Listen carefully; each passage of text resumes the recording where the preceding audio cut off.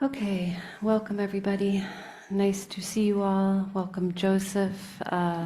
We will now go into a period of kind of a questions for Joseph, which I will lead, and then we can ask people on Zoom if they have questions or people in the room for Joseph. I won't bother with an introduction since you guys are here. I suspect you know who Joseph is. One of the pioneers of bringing mindfulness to the United States, that's for sure. I often reflect, where would mindfulness even be here in the United States without your life?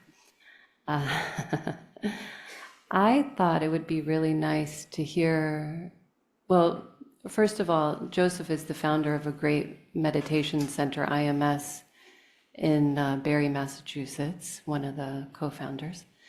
And they've been offering retreats there for now over 40 years. Is that correct? Almost 50. Oh, wow.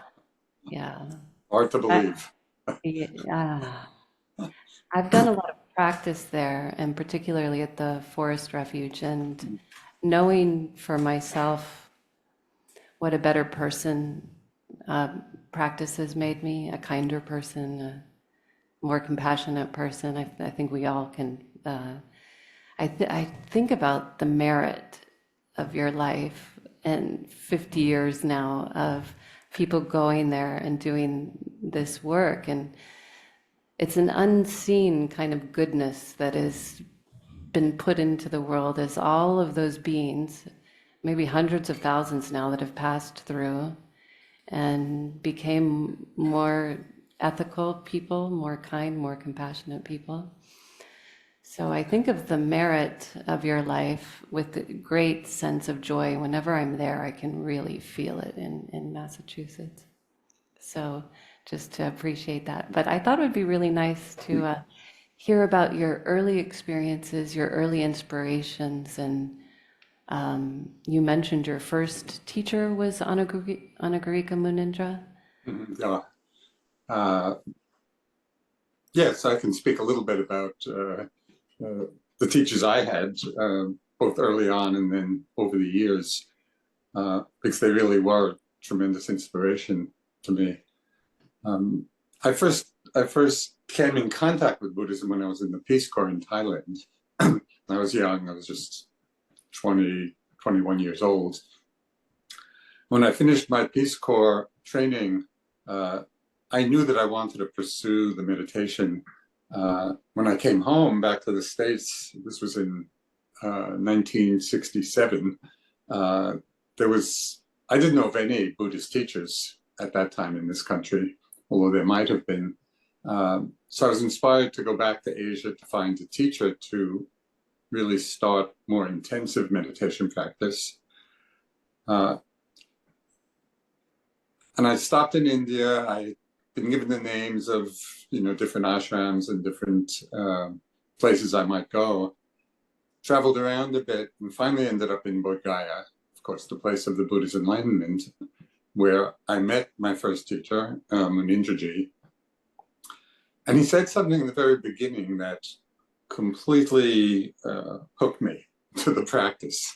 I knew that I had arrived in a practice situation that felt like home. He said, if you want to understand your mind, sit down and observe it. It was just so simple and so much common sense, because how else could we understand our minds except by actually observing, and really investigating how they work.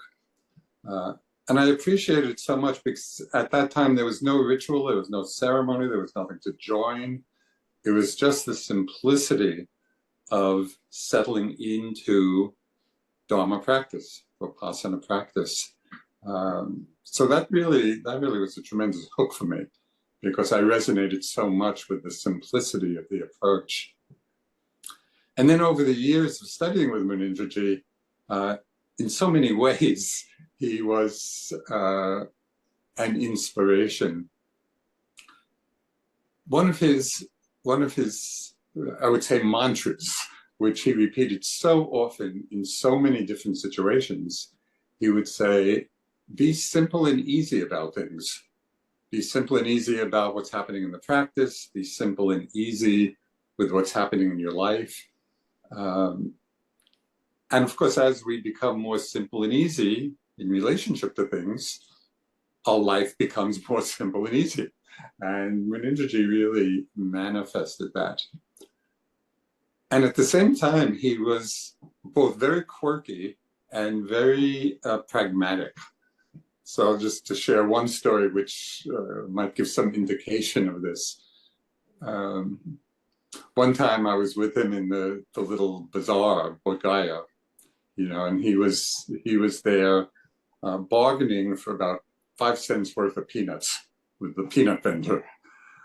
And I'm watching him haggle as they do in India, but over just a handful of peanuts, I was watching him engage in this haggling and bargaining. And I said to him, Meninrah G, you're always teaching us to be simple and easy. What are you doing, with this kind of intense bargaining? And he just turned to me and he said, I said to be simple, not to be a simpleton. And that kind of expressed his, I might say his quirkiness, but his really very practical engagement with the world, even as he had this very, very spacious view of things. And one of the characteristics that most inspired me about him, and which I feel has been just a tremendously important foundation, both for my own practice and my teaching, is that he was extremely open-minded about different approaches to the Dharma, different methodologies of practicing. He was not the kind of teacher that kind of wanted you to stay just with him and do just, the particular method he was teaching. He really encouraged people, if they had interest in exploring different teachers, different methods, and even in India, when people would go to see, different great Indian saints that perhaps were not Buddhist, he would also encourage them to go. And he had a line which I just loved. It resonated so much. In terms of this openness, he said, as he encouraged people to explore, he said, go and learn, because the Dharma doesn't suffer in comparison to anything. He had so much confidence in the teachings and in the practice, and it was beautiful. And I really appreciate that kind of open-mindedness to learning and to exploring and to investigating, because we can learn from so many different sides. One other aspect of Meninrah G that's been really important for me, he had been the superintendent of the big Mahabodhi temple in Bodh Gaya, where the Buddha was enlightened. And then Mahasi Sayadaw was kind of the grandfather of our tradition. He was visiting India and he met Meninrah G, and he said, taking care of the temple is, great work, but you really should come to Burma and do intensive practice, and so he encouraged Meninrah G to really dive in deeply to the practice. So he spent about 9 years in Burma. And after he kind of completed a lot of his meditation practice, he also spent many years studying all the texts. He really immersed himself in the study of Buddhism, all the suttas, the discourses and the Vinaya, and particularly the Abhidhamma, which is the Buddhist psychology. And this, for those of you who may have explored it a little bit, it can be quite technical, and it's quite a deep analysis of the mind and body. So he became, in addition to his mastery of meditation, he became really a tremendous scholar of the Abhidhamma. And then when he came back to teach, he often taught through the framework of the Abhidhamma teachings, which I've come to appreciate a lot because I wasn't about to spend 5 or 6 years in an intensive study of it. So just his framing, the meditation practice, the kind of insights we develop, he would frame the way he taught with Abhidhamma understanding. And so it really became a part of my own understanding. And what I appreciate about it so much is not so much as kind of a scholastic endeavor, as interesting as that might be, but I found that those teachings are one of the clearest ways of expressing the selflessness of this mind-body experience. And as most of you probably know, in the teachings, impermanence is quite obvious, even if we're not always living as if we understand it, but it's not hard to understand. And the same thing for dukkha. We all know what dukkha means. This is just an aside, a little footnote to the meaning of dukkha, which I came across online someplace. I don't quite remember where it was, but it was one of the most comprehensive definitions of dukkha, and so accessible. I loved it. So whoever wrote it, it said, dukkha, the inevitability of unwanted experiences. And that kind of captures it all. If we take birth, it's inevitable that there will be unwanted experiences of all kinds, as well as ones we want. So again, this is not hard for us to understand. It's part of our lived experience. But selflessness, in terms of the teachings of the Buddha and what leads to liberation, that insight into selflessness is not intuitively available to us. It kind of goes against our common sense understanding of who we are. And so a lot of our practice is slowly, gradually opening to the experience and the understanding of what selflessness means. I found that the Abhidhamma, even just in the broad framework of it, is an extremely helpful way of understanding every aspect of this mind-body process, understanding it as being selfless. So all of this is a little bit of a plug for anybody who might be interested in taking a little deeper dive into it.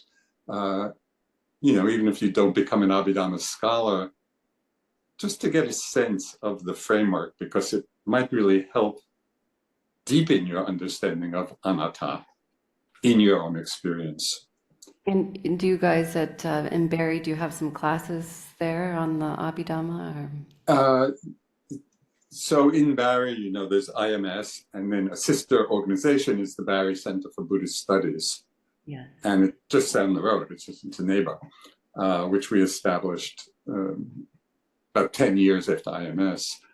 And they offer all kinds of courses, and study courses. So I think at some points they offer short courses in Abhidhamma studies. So people could check that out. But it would be worth, again, for those interested to take a look.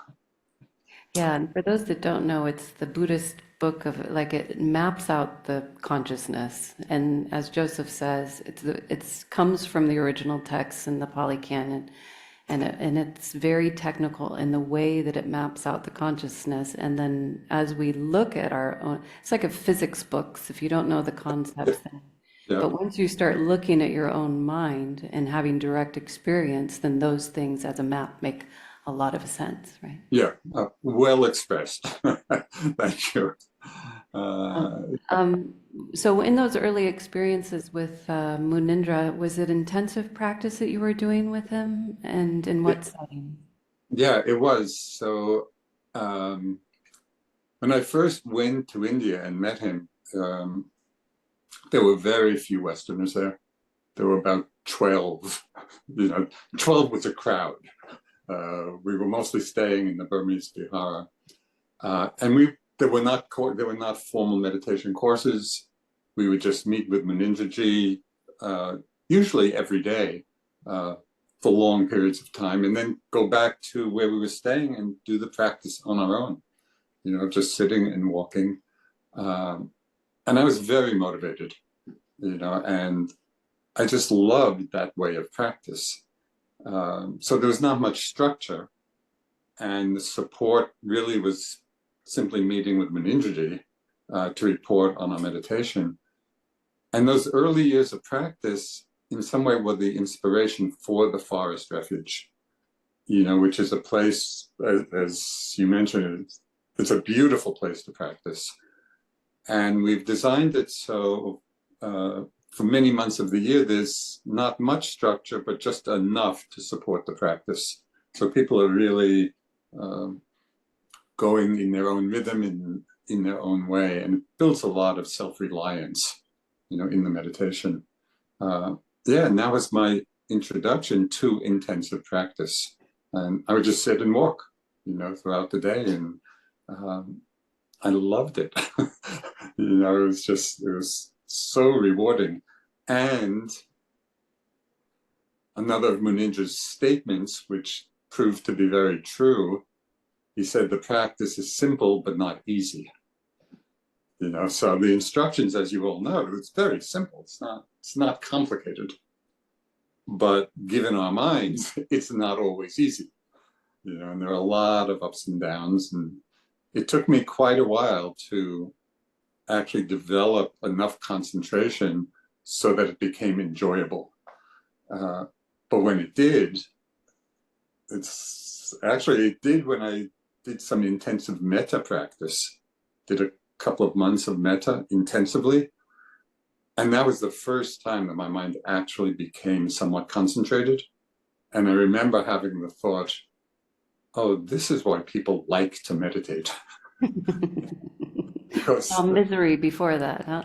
Well, pretty much, the mind wanders and the body is uncomfortable and always trying to drag the mind back. But at a certain point, if we persevere, and it's not some huge, extraordinary amount of concentration, but it's enough that the hindrances are at bay and things are flowing. Yeah, and it's tremendously encouraging, when our practice reaches that place. Yeah, beautiful. And so then where after Munindra did you go? Well, I stayed there in Bodh Gaya on and off, but mostly there for over 7 years. And that's when we also met Dipa Ma, who probably many of you know who she was, this extraordinary woman. She was a student of Meninrah G's in Burma while he was still there. Had a lot of dukkha in her life, a lot of loss, a lot of grief. Lost 2 of her children, her husband, overcome with grief. And her friends, they said, you have to go to the meditation center. She thought she might die from the overwhelming grief of that loss. And she went, and it turns out she had this extraordinary parami, that is, capacity of mind, and very quickly she realized advanced stages of awakening, of enlightenment, and also all the deepest aspects of samadhi, of concentration, all the different psychic powers that come from that. So she was just this extraordinary being. But I think what most characterizes her is something she said about her own mind. When somebody asked her, when she visited the States, well, what's your mind like? What's in your mind? And she said, concentration, peace, and love. I thought, pretty good. That's what was in my mind. And we felt it. So with Dipa Ma, mostly the teaching was a transmission of that. So she wasn't often teaching the meditation retreats in a formal way, but she would meet with us, and it was just such a blessing. We would go into her rooms in Calcutta when we visited her there. And even though it was very, very poor neighborhood, she didn't have very much money at all, living with her daughter, you would go into the room and it would be filled with light. And she would give this, typical Indian blessing. We'd kind of pay respects, and she would run her hands over our heads and shoulder. And it's not like being bathed in the bliss of that metta, in that loving kindness. So she was this incredible inspiration. In some way, I think more than any other of my teachers, in terms of just the quality of her being. She was remarkable. And she continues to inspire people through us, and they didn't have direct contact. Yeah. There's something about her being a lay person in particular, and so realized. Yes. Yeah, and so loving, that moves all of us. Yeah. It's just amazing. I've heard that from many meditators, come through and have had some contact, not personally, but have also told me about some kind of transmission that they feel, so yeah, it's quite remarkable. Yeah, and she moves monks too. My teacher, Sayadaw U he sat with her for a long time, which was very Yeah. unusual for a Yeah. monk to go into Yes. a lay person. So when you would practice with her, I'm trying to envision it. You didn't have an IMS, you didn't have a spirit rock, you don't have these centers. Where would you practice? Where would it be? Well, as I say, during my time in India, either we would just visit her in Calcutta, where she lived, or she would come to Bodh Gaya, to meet Meninrah G, who was her teacher and was living in Bodh Gaya then. So it was more the one-on-one contact. Yeah. It wasn't that she was giving formal teachings. But then when we established IMS, we invited her twice, 2 different times, to come during the 3-month retreat that we teach every year. And then she would give very simple talks, but she would be meeting with the meditators, either in small groups or one-on-one.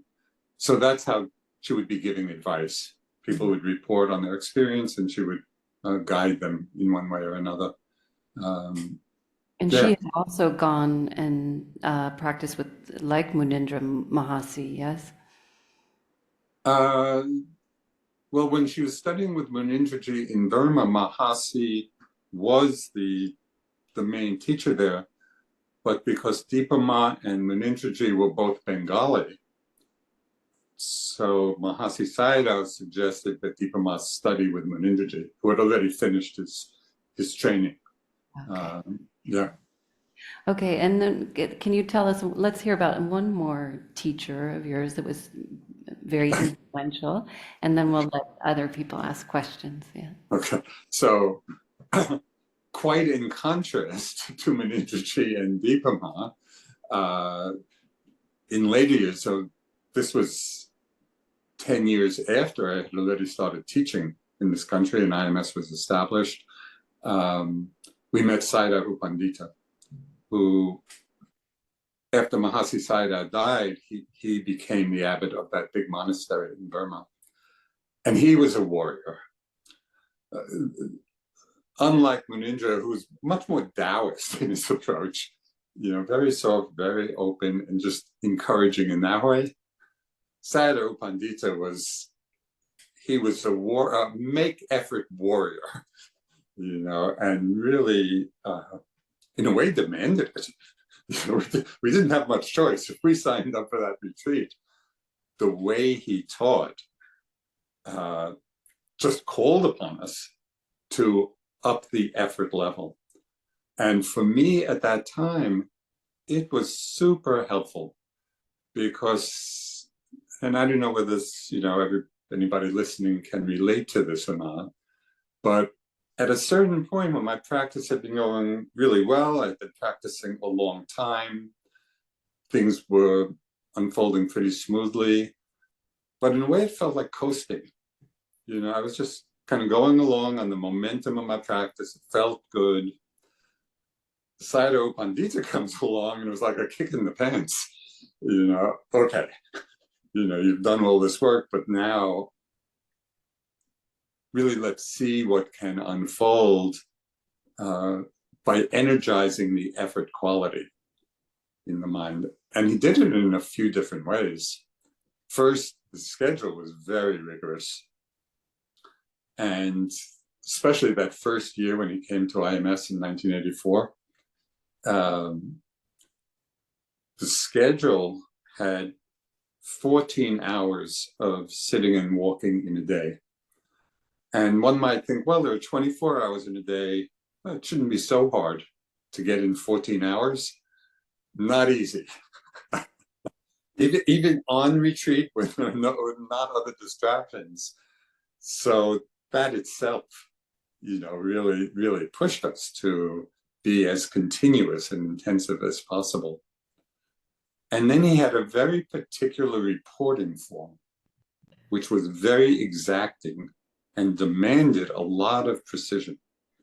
So just in brief, when we would go in and report on the experience of a sitting, we would have to kind of take some brief time in a sitting and then report on what it is that arose in a moment, like the rising movement or the falling movement, the breath, or a sensation, whatever it may be, reporting on what arose, whether we noticed it / note it, and then to report what happened to the object as we were noticing it.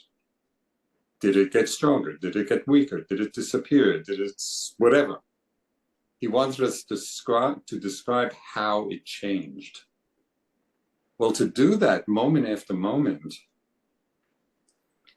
to see it clearly enough to remember, you know, that took a lot of intentionality and mindfulness. So it refined the quality of mindfulness. There was no room for sloppiness if we wanted to report in that way.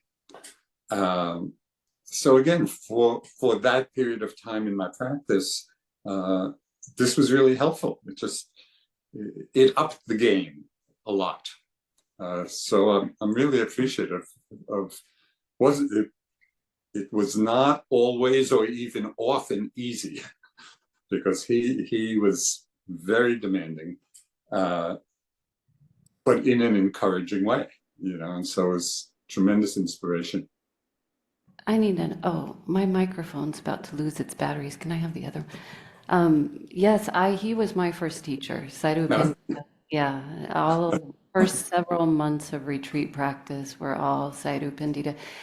And there is, I call it the wax on, wax off Karate Kid kind of training, because you don't quite know why you're doing that form of reporting, but then you see it helps you to get out of an analyzing. Yes. Not analyzing anymore. You do everything to just be aware, not in the stories of awareness. So yes. yeah. And then I had some adjustments that needed to be made because my efforting started to be a little extreme. Yes. I know that well. And I read later that that will actually create a lot more restlessness. And I read and I observed that in myself, that too much efforting. But Absolutely. but there's that care, appamada, the discipline and thoughtfulness. Every time I was in his presence, they were like perfectly wrapped, really well. Well, it's composure, isn't it? It's just they know themselves, those who practice with them deeply. Yeah. Okay. And just one comment about the practice with him. You know, there is a stage of insight as one practices intensively.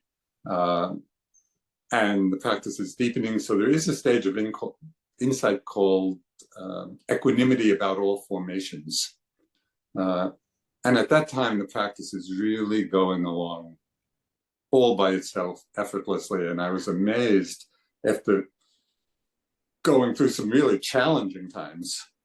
Finally, when my mind settled into that place, I remember going into the interview, and he said something.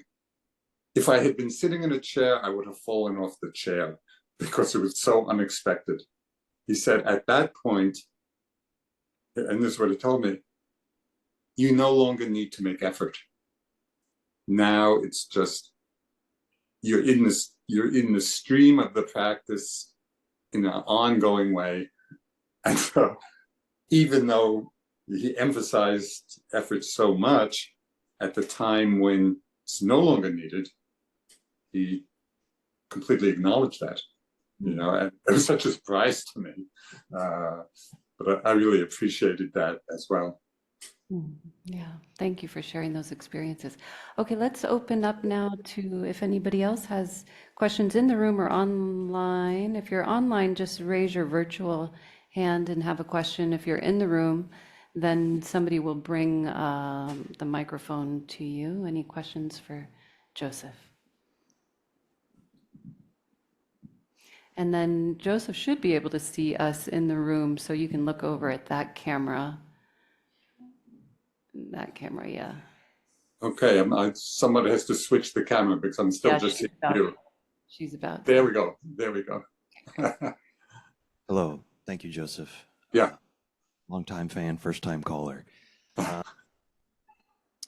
Your work has been an inspiration, I'm sure, to most of us, and your selflessness also.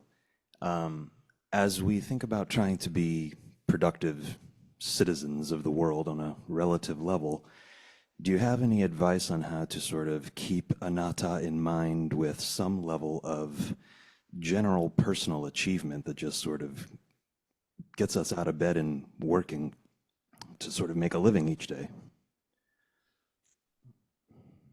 Well, so two things come to mind in that regard. I don't know if you have had this experience at all, or maybe it's something just to watch out for in the course of a day. But it's to pay attention to when we have a certain feeling of what I call selfing. You're going along and things are going pretty smoothly and the mind seems easeful. And then in certain situations, we can just feel an energetic contraction.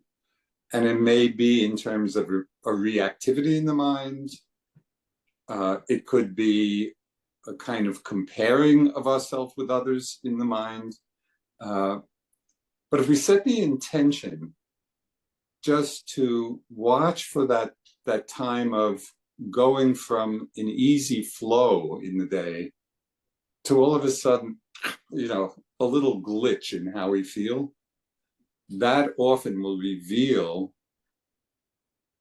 in one way or another how we're identifying with something that creates that sense of self. So one of the things that for me is an ongoing practice, and I find it completely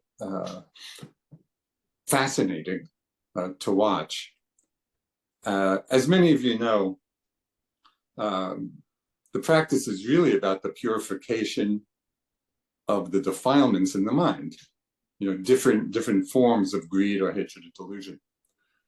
Well, one of the defilements that is not uprooted until one is fully enlightened. So this is a pattern in the mind that is deeply, deeply conditioned. And in the Pali, the word for it is mana, translated in English generally as conceit. But conceit in the Buddhist sense, it really refers to the sense of I am. So watching for the I amming during the day, and it can take different forms. It can take the form of comparing oneself with others. I'm better than, I'm worse than, I'm the same as. So any form of comparison. And it can also take the form of I aming over time. Oh, I was this in the past, I am this now, I will be in the future. So I condensed those three into a little phrase that sometimes I use in my meditation practice to watch out for was, am, will be. Right? Was all the thoughts we have, the I-ing in the past, am, will be. And just to watch how many of our thoughts are about that. And if we're not aware of them simply as being thoughts, right there, we're contracting into the sense of self. One of the interesting things that I really have undertaken as a practice, and I find it really interesting to notice how often, just as we're with other people, and they may be friends and people we know well, or people we're just meeting in passing, how often there can be some almost subliminal sense of comparing in the mind, in one way or another. Comparing appearance, comparing accomplishment, comparing whatever, comparing clothes. Conceit doesn't really care about what it's comparing. But what I find is that this is a pattern, as I said, it's deeply conditioned, will not be uprooted until we're fully enlightened. So it plays out in so many different ways in the course of a day. I love watching for it, and I love seeing it. When I see this mana arise in the mind, I'm delighted because I would rather see it than not see it. So I'll just give you one example of this coming up in my own practice. So probably many of you know of Bhikkhu Analayo. He's this wonderful German monk, great scholar, great meditator. He lives down at the study center in a little cottage. So at one point we were both on retreats, doing self-retreats at the same time, and he is an impeccable yogi, right? So I was in my house doing a self-retreat. I knew he was down in his little cottage doing a self-retreat. And one afternoon, I was just frittering away some time. I don't know what I was doing. And then after, I don't know, it was 10, 15, 20 minutes of, just distracting myself in one way or another, I thought of Analayo. And the thought in my mind was, oh, I'll bet Analayo's not wasting his time, frittering away his time. And in that moment of comparing, I could feel myself beginning to, have this kind of self-judgment. Oh, why can't I practice like he's practicing? And kind of going a little bit into that spiral.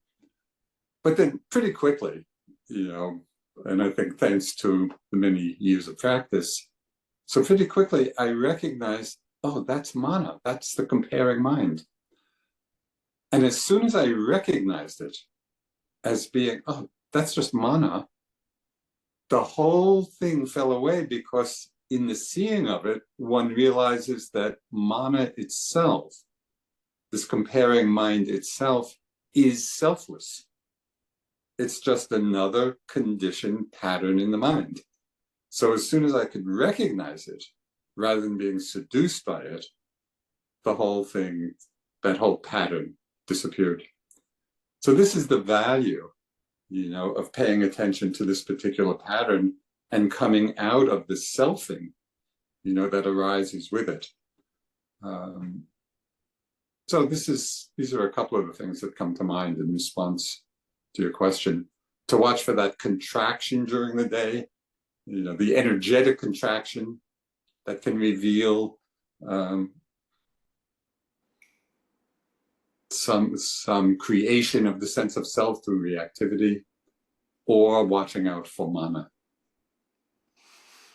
Thank you. Thank you. Thank you, Joseph. Let's take a question from somebody online. Does that first name say Chuck? It does. Okay, Chuck. Yeah. Hi, thank you so much for coming. I've written my question down, so I'll try to keep on track. I got a question for us beginners. I've been dabbling in meditation off and on in recent years, and for most of that time, I've found it really boring and much less interesting to me than things like checking Twitter, watching YouTube. I know I've heard you say something in the past, like if you think meditation on the breath isn't interesting, imagine that your head is being held underwater and see how interesting it becomes. But even though you're the most helpful teacher I've found, I've never agreed with you on that, because I find the quality of the desire for the one versus the other situation is totally different. So it's not, being unable to breathe doesn't make it more interesting in the sense that I'm talking about being interested in things. So my question is, what else might you say to people who struggle to get going in meditation because it seems so boring and doesn't seem to provide benefits commensurate to the time and the effort required? Why should we keep trying to persevere in the face of what seems like little to no reward? Thank you. I think that there are probably, you are not the only one with that question. So I'm glad you asked it. So two things come to mind. Since thinking about holding your head underwater didn't do it, there's perhaps another more pragmatic approach,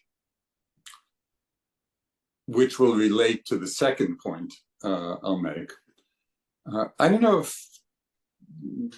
some of you or most of you remember who Fritz Perls was. Back in the 60s and 70s, he was a very well-known psychologist. He founded Gestalt psychology. So in those years, he was a big name. And he said something about boredom that when I read it, it just completely connected with me. It resonated with me in terms of the practice. And he said that boredom is lack of attention. It doesn't have to do with what the object is.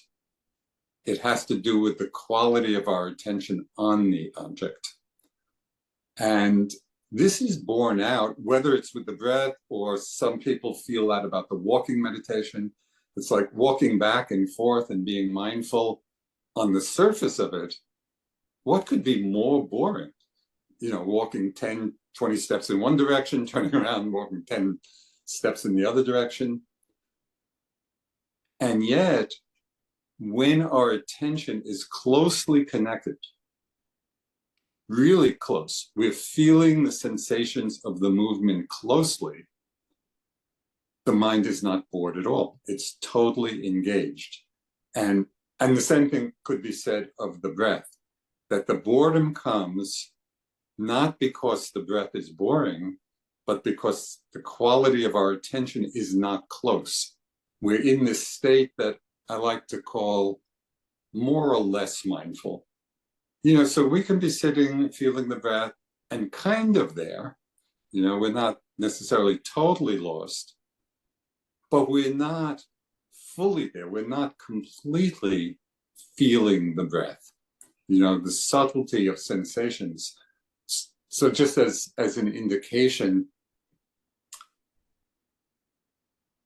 we'll do just a little experiment. If you would ring the bell for a moment and just have everybody listen.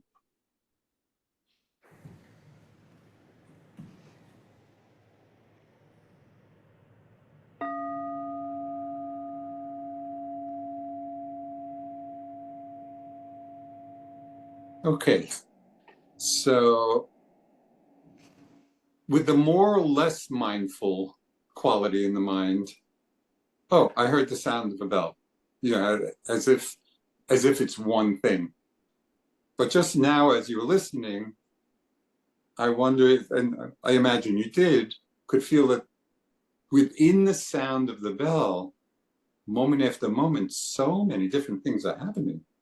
The difference, in volume and pitch and so many vibrations just within that one striking of the bell. It's exactly the same way with the breath. You know, we think, oh, in breath, out breath, in breath, out breath. On that level, it's boring. But when we refine our attention and are really feeling, and I want to emphasize the feeling of it rather than the observing of it. The feeling of it, we see that within one half breath, just within the in-breath, there are so many subtle sensations involved. When you bring the mind in that closely to experience whatever the experience may be, the mind is not bored. It's completely engaged. And so if you can keep in mind, boredom is lack of attention, then instead of boredom being a problem, it actually is very useful feedback.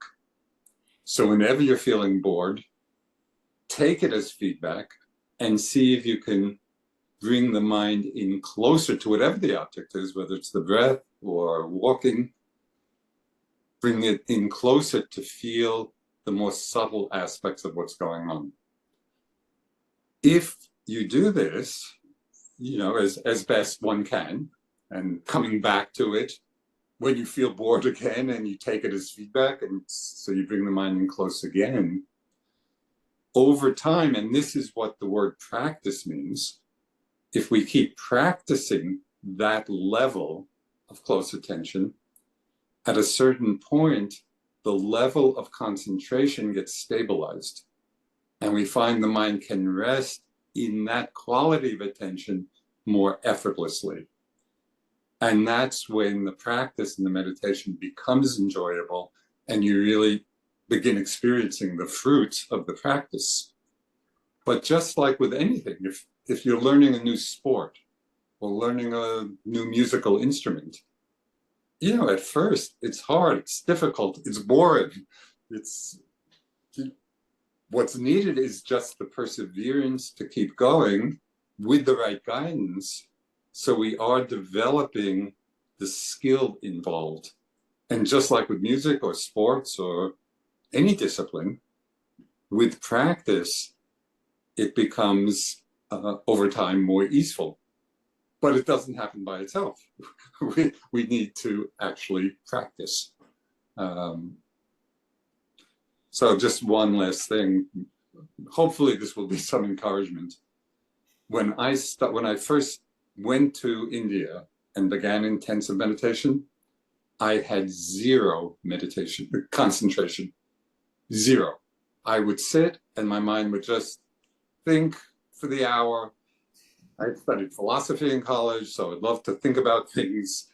The hour went quickly, so it was a lot of fun, but I wasn't getting any place. My mind was not at all, I was not one of these people who came to the practice with a natural concentration. But I had so much faith in the possibility that I just kept practicing. And as I said earlier, finally, when I did the intensive metta practice, the concentration developed and I began to enjoy some of the fruits. So it's just to say it takes time, you know, and it takes perseverance. If one is practicing in the right way, the fruits will come. There's no doubt about it. Okay, unfortunately, that's all the questions we have time for. I think we all feel we could talk to you for a very long time, Joseph. Thank you for gracing us with your wisdom. I hope you come back soon with us. And to go deeper on any of these topics, there's ways. Joseph's books, all of them I've read, and all of them are great. That's one way. There is a book about Munindra's life, too, if you wanted to go deeper on that teacher. There's a book about Dipa Ma's life, and Sayadaw U Pandita also has the book In This Very Life. That's a way to get, I'll leave some information or send it out on an email, links to Joseph's books and all these other books to carry us forward from all of what we've learned from Joseph today. Thank you. Would you like to close us in a loving kindness meditation, Joseph? Sure. So just for a few minutes, kind of settle in and so sit. And what I like to do is just settle into the awareness of the body and then begin focusing on the breath at the heart center, just that area of the center of the chest, and of feeling the movement of the breath through that area of the body.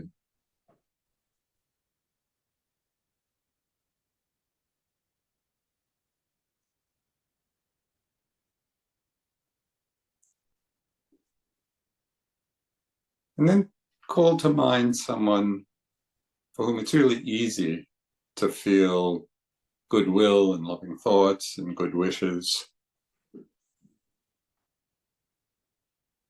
Just calling them to mind, perhaps holding the image of them in your mind.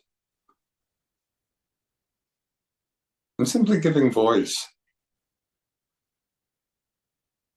to the feeling that you have when you think of them, of well-wishing. This is somebody, could be a partner, could be a friend, could be a pet, just any being that calls up this feeling of love, of goodwill. And finding some words that express it.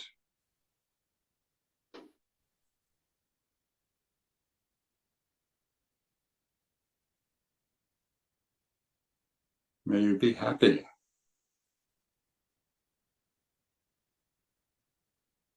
May you live in peace.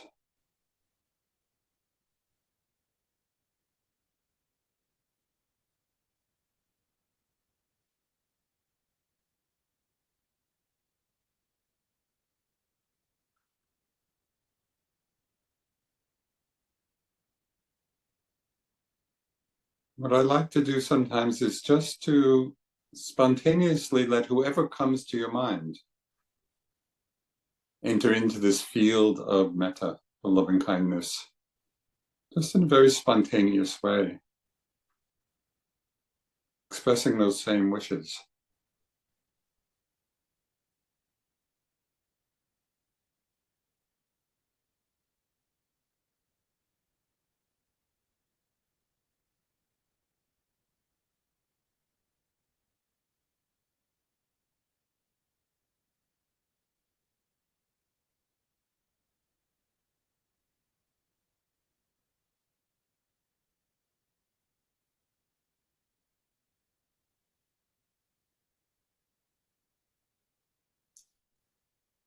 And then letting this feeling of goodwill, of caring,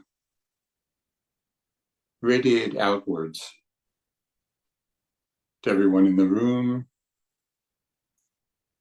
to everyone on Zoom, out into the world. Can you surround the planet with this feeling of goodwill?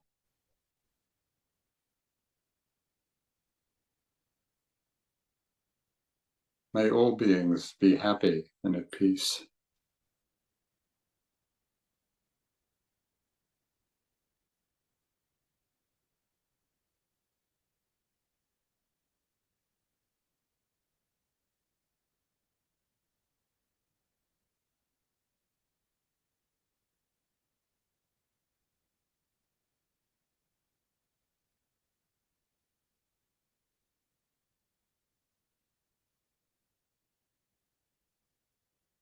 With that same feeling of goodwill emanating from the heart center, let the awareness become boundless, boundless into space, into all the realms of existence.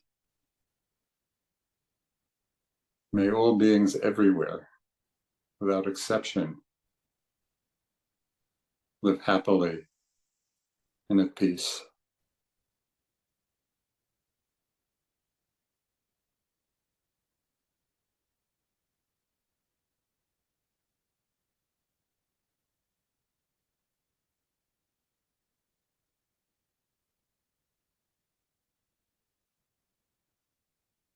May the merit of our practice together be shared by all beings. May it be for their welfare, their happiness, and their liberation.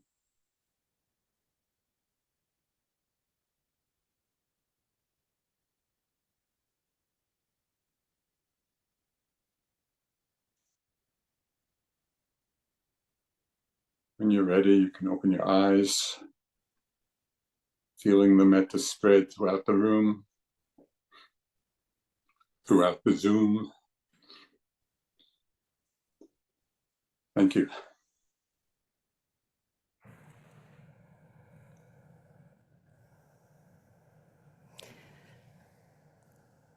Thank you again, Joseph. Sadhu, sadhu, sadhu, and much mudita for your life. Yeah, thank you. Thank you. Feel free to unmute and say goodbye to Joseph. Everybody here can wave for those that are staying.